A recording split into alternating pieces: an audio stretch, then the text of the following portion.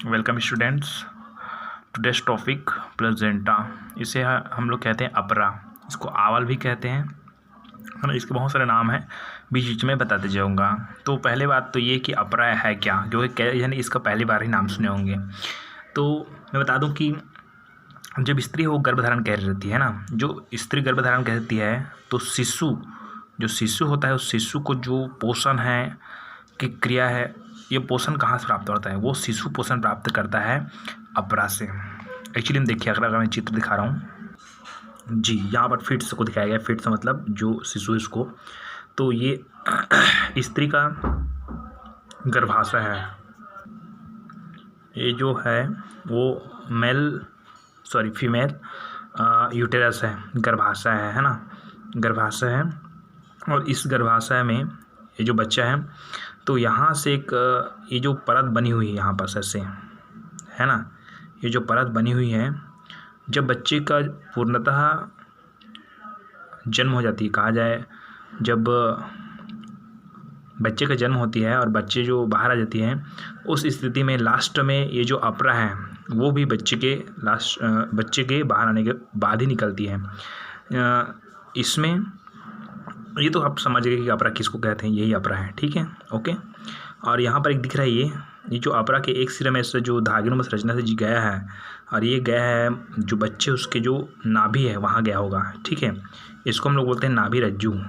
क्या बोलते हैं? नाभि रज्जु, ओके। ये समझ आ गया अपरा क्या है। ये भ्रूण का पोषण का कार्य करता है, यही अपरा, ये जो परत बनी हुई है अपरा है, ठीक है। चलिए, तो हमारा जो टॉपिक उसमें चलते हैं अपरा में। प्लेजेंटा क्या है? पहले प्लेजेंटा समझ गए, जिसका मैं डिटेल्स कर रहा हूँ कि अपरा भ्रूण के पोषण। अब इसको बताया जाए तो जैसे कि ये मान जाए स्त्री का गर्भाशय, वहाँ पर बच्चा है मान जाए, है ना, अंदर में, तब क्या बोलेंगे कि अपरा भ्रूण के पोषण, ये जो भ्रूण है उस भ्रूण के पोषण, श्वसन तथा उत्सर्जन के लिए, ये जो भ्रूण है वो भी पोषण की क्रिया करता है, पोषण प्राप्त करता है, उत्सर्जन भी करता है। तो किसके माध्यम से करता है? इसी अपरा के माध्यम से करता है। अपरा भ्रूण के पोषण, श्वसन तथा उत्सर्जन के लिए भ्रूण तथा मातृ ऊतक के मध्य, ठीक है, ये भ्रूण है और ये वाला देखेंगे तो यह मातृ ऊतक है ना। अच्छा, इसको हम लोग माया गर्भाशय से बना देते हैं ऐसे, ठीक है। तो ये अपरा है और अपरा पहले इसको गर्भाशय बोला था ना, अब मैं नॉर्मल इसको गर्भाशय बना रहा हूँ, ठीक है, मान जाए। तो ये हो गया अपरा, और अपरा के अंदर कौन है? शिशु, है ना। तो अब देखें तो ये मातृ ऊतक हो गया और ये शिशु हो गया, मान जाए, ये मातृ ऊतक और शिशु हो गया, है ना। तो मातृ ऊतक और शिशु के बीच में कौन है? अपरा है। तो यही बोला जा रहा है कि अपरा भ्रूण के पोषण, श्वसन तथा उत्सर्जन के लिए भ्रूण तथा मातृ ऊतक, ये मातृ ऊतक हो गया, भ्रूण तथा मातृ ऊतक के मध्य एक अस्थायी मतलब ये केवल गर्भधारण तक ही रहता है, जीवन पर्यंत नहीं रहता है, ठीक है। तो यहाँ अपरा के पोषण, श्वसन, उत्सर्जन के लिए भ्रूण तथा मातृ ऊतकों के मध्य, ये भ्रूण और मातृ ऊतक के मध्य एक अस्थायी कार्यकी मतलब जो भी जैविक क्रिया होती है उसका संचालन करता है, संचालन नहीं करता है मतलब उसमें साथ देता है, मतलब इनका जो कार्य है उनके लिए जरूरी कौन है? अपरा है, इसलिए उसको कार्यकी बोल गया यहाँ पर, है ना। अपरा भ्रूण के पोषण, श्वसन तथा उत्सर्जन के लिए ये भ्रूण है और मातृ कोशिका के मध्य एक अस्थायी कार्यकी एवं यांत्रिकी संबंध होता है, ठीक है। मतलब क्या है कि भ्रूण और मातृ कोशिका को जोड़ने का कार्य कर रहा है, ठीक है, चाहे वो कार्यकी हो चाहे यांत्रिकी हो, है ना, दोनों को जोड़ने का कार्य कर रहा है ना, ठीक है। ये है अपरा, है ना। तो क्या बोलेंगे कि अपरा भ्रूण के पोषण, श्वसन तथा उत्सर्जन के लिए अपरा भ्रूण के पोषण, श्वसन तथा उत्सर्जन के लिए भ्रूण तथा मातृ ऊतकों के मध्य एक अस्थायी कार्यकी संबंध होता है ना। मानव प्लेजेंटा है वो कार्यान का बना होता है, एक कार्यान है ना, कार्यान होती है जिसको हम लोग बोलते हैं जरायु। ये मानव प्लेजेंटा कार्यान का बना होता है, इसलिए इसे कार्यानिक अपरा कहते हैं। ये जो कार्यान होता है ना, जब भ्रूण है वो पोषण प्राप्त करता है ना, तो यहाँ पर एक छोटी छोटी सतह बन जाती है ना। बहुत सारी अवस्था होती है, गैस्ट्रोला अवस्था है, ब्लास्टोला अवस्था है, ऐसे बहुत सारी अवस्थाएं होती है भ्रूण की, तो वो अवस्था बाद में पढ़ेंगे हम लोग। तो यहाँ पर बोला है कि ये मानव प्लेजेंटा है अर्थात मानव अपरा है वो कार्यान का बना होता है, मतलब एक सतह बन जाती है चारों ओर, जो कि जो भ्रूण है वो अवशोषण की क्रिया होती है उसमें सहायक होता है। ये मानव प्लेजेंटा कार्यान का बना होता है, इसलिए हम लोग कार्यानिक अपरा कहते हैं। जरायु की भीतरी सतह पर एक झिल्ली पाई जाती है, अर्थात ये जो कार्यान है ना, अर्थात जरायु, यही जरायु कार्यान है, ठीक है। तो जरायु के भीतरी सतह पर एक झिल्ली पड़ती है जिसे एमनियॉन कहते हैं। अब मतलब ये जो भ्रूण है, उस भ्रूण के अंदर बहुत सारे द्रव्य होते हैं, ठीक है। ये अपरा हो गया, और अपरा के अंदर जाएंगे तो वहाँ पर कार्यान है, और कार्यान के अंदर जाएगा तो बहुत सारे क्या होते हैं, यहाँ पर छोटे छोटे बहुत से द्रव्य पदार्थ होते हैं। तो क्या बोला जा रहा है कि जरायु के भीतरी सतह पर पहले अपरा, अपरा में जरायु, जरायु के भीतरी सतह पर एक झिल्ली बन जाती है, यहाँ पर झिल्ली बन जाती है। उस झिल्ली को एमनियॉन कहते हैं, ठीक है। अर्थात उसको बोलते हैं एमनियोटिक झिल्ली, उसे कहते हैं एमनियोटिक झिल्ली। और उसी एमनियोटिक झिल्ली के भीतर एक द्रव्य भरा रहता है। मैंने भी बताया इसके ऊपर एक क्या होता है, अंदर क्या होता है, द्रव्य भरा रहता है, जिसे एमनियोटिक द्रव्य कहते हैं। जैसे कि पहले क्या होता था कि XX गुणसूत्र मादा और XY गुणसूत्र नर। तो पहले क्या होता था कि बच्चों का भ्रूण में ही चेकअप हो जाता था कि ये लड़का है कि लड़की है ना। तो इसी एमनियोटिक द्रव्य के माध्यम से हो जाती है ना। लेकिन आजकल एक कानूनी अपराध हो गई है ना। पहले एमनियोटिक द्रव्य को निकाल लेते थे सुई के माध्यम से, और उसी का चेक करके बताते थे कि लड़का है कि लड़की, लेकिन यहाँ पर बंद हो गया, ठीक है। आगे पीछे आप रिपीट करके और देख सकते हैं मैं क्या बोला उसको। चलिए, तो ये हो गया नॉर्मल डिटेल्स छोटे क्लास के लिए, और जो छोटे क्लास यही तक ही डिटेल करेंगे।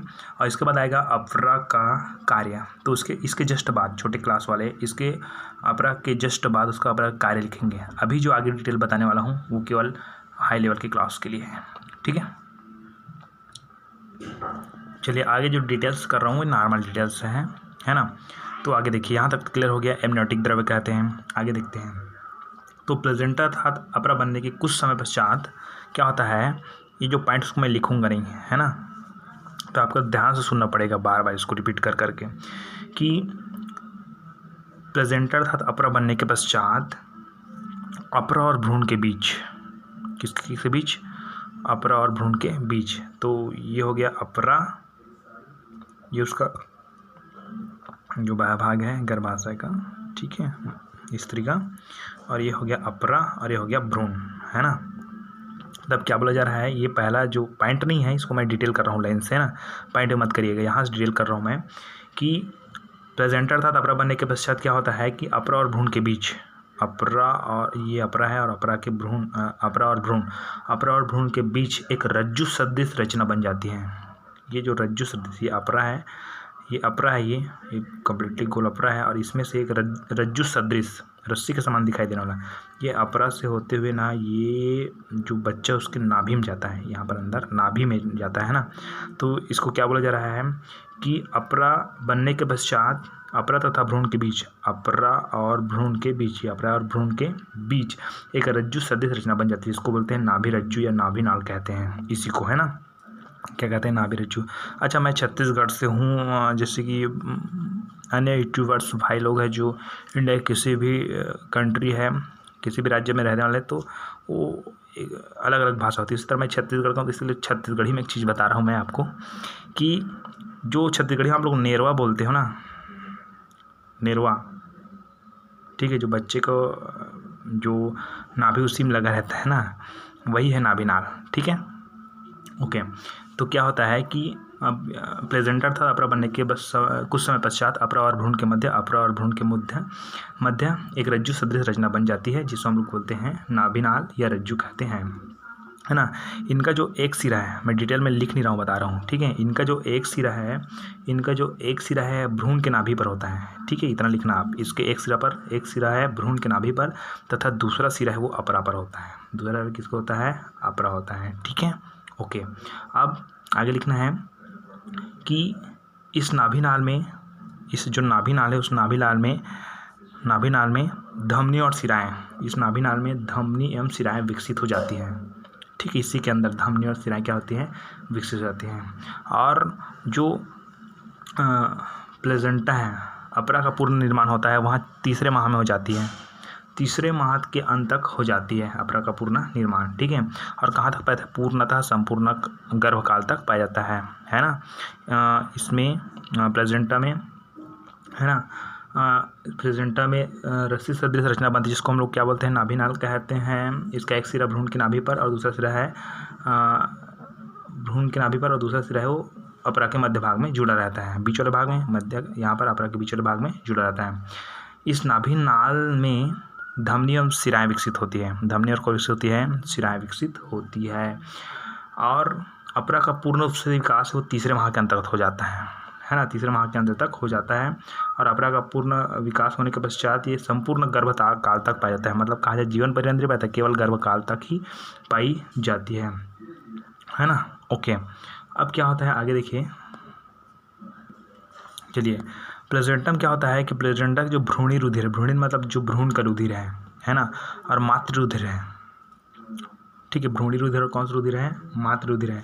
तो भ्रूणी रुधिर और मातृ रुधिर है बहुत पास पास स्थित होते हैं। ये भ्रूणी रुधिर और ये मातृ का रुधिर है और ये भ्रूण का रुधिर है, ठीक है। तो ये बहुत पास पास लेकिन यहाँ पर अटैच नहीं होती, ये भी याद रखना, दोनों एक साथ मिलता नहीं ना, क्योंकि भ्रूण का ब्लड ग्रुप कुछ अलग रहता है और माँ का ब्लड ग्रुप कुछ अलग रहता है, इसमें मिलता नहीं है, ठीक है। तो पास पास बस रहते हैं, केवल मिलता नहीं है ना। तो भ्रूणी रुधिर और मातृ रुधिर है वो क्या होते हैं?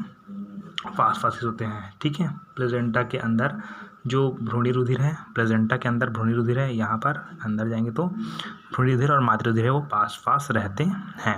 ओके, अब आगे चलते हैं कि हमें अनेक प्रकार के खाद्य पदार्थ जैसे कि ग्लूकोज, अमीनो अम्ल, प्रोटीन और लिपिड्स है, ये सब खाद्य पदार्थ है, ठीक है। और आगे एक खाद्य पदार्थ है, और आगे क्या होता है खाद्य पदार्थ के रूप में? तो केवल इतना ही हो गया, ग्लूकोज, अमीनो अम्ल, प्रोटीन वगैरह वगैरह, ठीक है। लेकिन कुछ अन्य पदार्थ है जैसे कि जल है, खनिज लवण है, विटामिन्स है, हार्मोन्स है, ठीक है। ये सब है ना, वर्ड को देखिएगा अच्छा समझना कि खाद्य पदार्थ जैसे कि ग्लूकोज, अमीनो अम्ल, सरल प्रोटीन है, लिपिड्स है आदि है, और जल है, खनिज है, लवण है, विटामिन है, हार्मोन्स है, एंटीबॉडी है, कहा जाए O2 है, ऑक्सीजन है, वो मातृ रुधिर से, कहाँ से? मातृ रुधिर से भ्रूणी रुधिर में, मातृ रुधिर से कहाँ? भ्रूणी रुधिर में क्या करते हैं? प्रवेश करते हैं, है ना। मतलब यही पोषण मिल रहा है ना, जितने भी खनिज पदार्थ है वो मातृ रुधिर से कहाँ पहुँचेगा? भ्रूणी रुधिर में पहुँचेगा, ठीक है। ये क्लियर हो गया? आप रिपीट करके देख लीजिए उसको, है ना। आगे, है ना, अब क्या होता है कि जो भ्रूणी वर्ज्य पदार्थ है, अब देखिए माता से जो जितने भी पोषक पदार्थ है वो भ्रूण तक पहुंच गया। अब भ्रूण में पोषक पदार्थ पहुंचने के बाद वहाँ पर उसका क्रिया होगा, अर्थात वहाँ पर उपापचय क्रिया होंगी, तो वर्ज्य पदार्थ भी बनेंगे ना। जब खाना खाएंगे तो वर्ज्य पदार्थ तो बनेंगे ही, जैसे कि यूरिन है ना। तो उसी तरह से बहुत प्रकार के वर्ज्य पदार्थ होते हैं, जैसे कि O2 ग्रहण करते हैं तो CO2 निकला ना, तो वो वर्ज्य पदार्थ हो गया। तो यहाँ पर क्या होता है कि आगे पॉइंट ये है कि तथा भ्रूणी वर्ज्य पदार्थ, हमने क्या बोला कि जितने भी ये पदार्थ है मातृ रुधिर से कौन से रुधिर में? भ्रूणी रुधिर में क्या करते हैं? प्रवेश करते हैं। तथा भ्रूणी वर्ज्य पदार्थ जैसे कि CO2 है, यूरिया है, जल है, वो कहाँ से?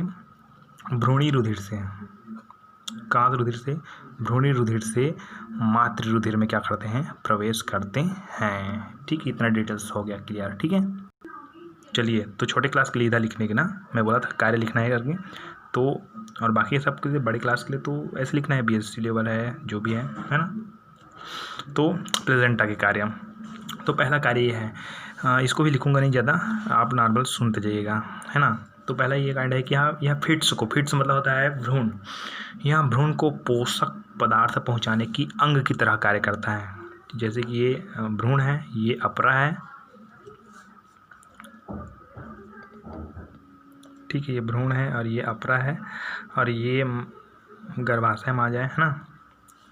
तो क्या होता है कि यहाँ भ्रूण को पोषक पदार्थ पहुँचाने की अंग की तरह कार्य करता है, पहला कार्य, ठीक। दूसरा कार्य होता है कि यहाँ फिस्ट की ओर जाने वाले, फिट्स मतलब जो बच्चे हैं, है ना, ये भ्रूण है, यहाँ फिट्स के पास जाने वाले जो जटिल प्रोटीन पदार्थ है उसको सरल प्रोटीन पदार्थ में बदल कर फिट्स तक पहुंचाता है। अर्थात फिट्स मतलब बोल रहा हूँ, मतलब वो भ्रूण है ना, यहाँ फिट्स के पास जाने वाले जटिल प्रोटीन को सरल प्रोटीन में बदल कर फिट्स तक पहुंचाने का कार्य करता है, ठीक है। अर्थात पहुंचाने वाले अंग की तरह कार्य करता है। तो सिंपल सी बात, यहाँ पाचन अंग की तरह कार्य करता है, इतना लिखिएगा। तीसरा पॉइंट देखिए कि यहाँ CO2 और O2 के आदान प्रदान को संपादित करता है, अर्थात ये श्वसन अंग की तरह कार्य करता है। किसकी तरह कार्य करता है?